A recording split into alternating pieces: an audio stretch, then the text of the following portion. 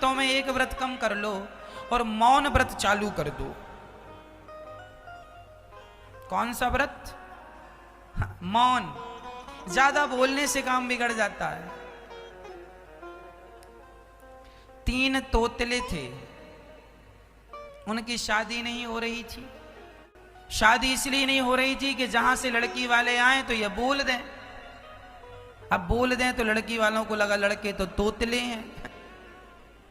तो पिता ने एक दिन बोला, क्यों, अब लड़की वाले आ रहे हैं, तीनों का विवाह होगा, 3 लड़की वाले आ रहे हैं और तीनों एक साथ आ रहे हैं, पर तुम तीनों बोलना मत, तुम्हारी तरफ से हम बोलेंगे, आज तुम्हारा बाप बोलेगा। तीनों तोतलों को पिता ने कहा चुप रहना। तीनों बोले, सुनो, चुप रहना है, तो बोलना नहीं है, बोलो तो ठाडी नहीं होगी। तीनों चुप। अब जब तीनों चुप थे, लड़की वाले आए। लड़के बड़े सुंदर थे, अच्छे थे। लड़की वाले ओके, वाह लड़के बड़े सुंदर, परफेक्ट, सुंदर हैं, सुशील हैं, समझदार हैं, पर वो बोले ना कुछ। चलो कोई बात नहीं। तीनों भोजन करने बैठे। अब भोजन जहां रखा था इकट्ठा, तो वहां से एक चूहा आया। वो चूहे ने चावल मुंह में दबाया, भागा। वो चूहा नहीं, चूहिया थी। तो एक तोतले ने कहा, वो डेटो डेटो डेटो मुठड़िया टावल ले डाठी।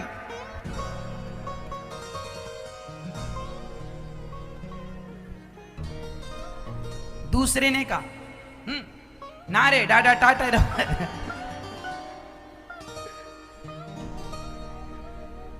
तीसरा बोला पिताजी की तरफ से, पिताजी डे बोला हम टुप्पई टाप। इसने भी बोल दिया और इसने भी बोल दिया, पर हम टुप्पई टाप।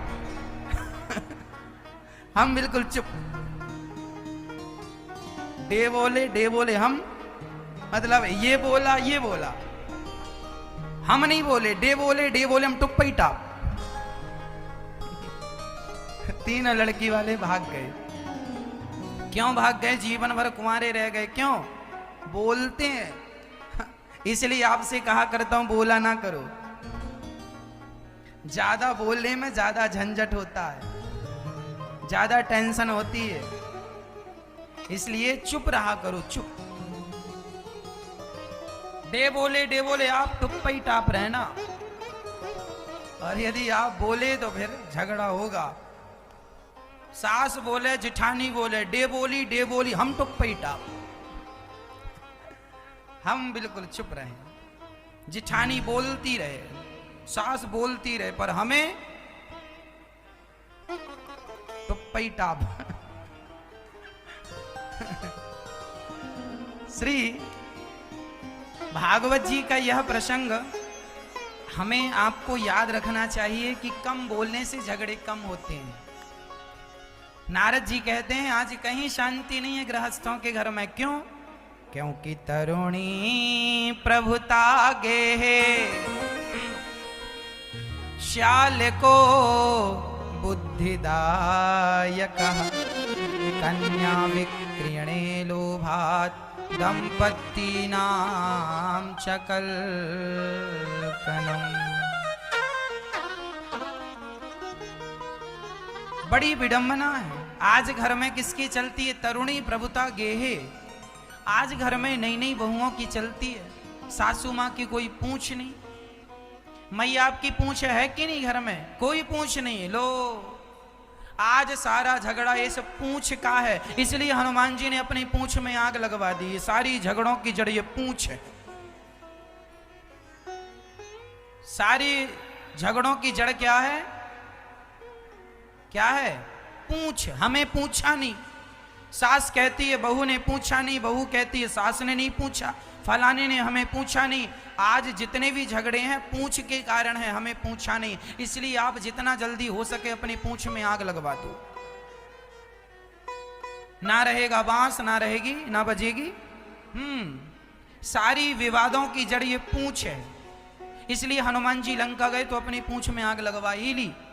इसलिए पूछ में आग लगवा ली ताकि हनुमान जी को कोई ये ना हनुमान जी की पूछ बढ़ जाती ना, हनुमान जी ने ऐसा किया। इसलिए हनुमान जी पूछ में आग लगवा के आए कि मेरी अपनी कोई पूछ नहीं है, राम जी की पूछ से मेरी पूछ है, मेरी अपनी कोई पूछ नहीं है। मेरी पूछ नहीं है, राम जी की पूछ से मेरी पूछ है, राम जी से मेरी पूछ है, बाकी मेरी अपनी पर्सनल कोई पूछ।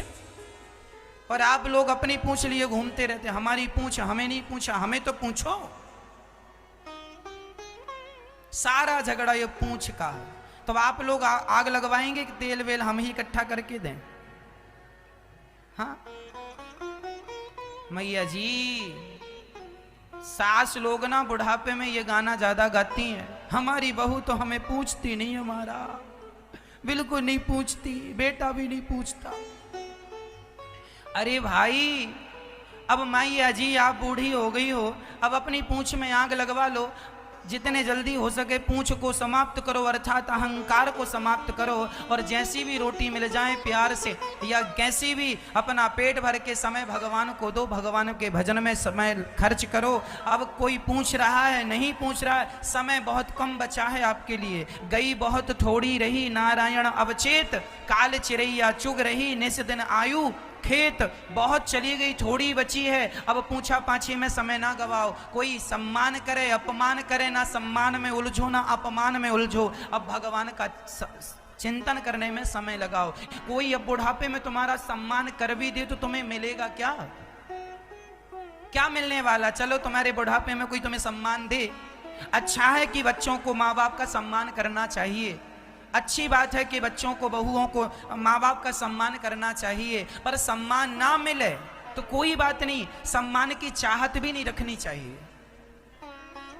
अब तो तुम्हें नमक रोटी मिल जाए वो खा के भगवान में मन लगाओ, बस। ज्यादा माथा पच्ची करने का समय बचा नहीं है। सारी जवानी तुमने सम्मान ही तो पाया, और सम्मान के लिए ही तो रोया है आपने। इसलिए अब ये उम्र रोने के लिए नहीं बची, रोने का समय गया। अब तो समय भगवान को समर्पित करो। तुम्हारा बुढ़ापा आ गया है, बाल पक गए हैं, शरीर जर्जर हो चुका है, भगवान के चरणों की तरफ बढ़ो। अब सबसे धीरे धीरे मन को हटाओ, इसी से कल्याण है, नहीं तो बहुत बड़ा नुकसान हो जाएगा।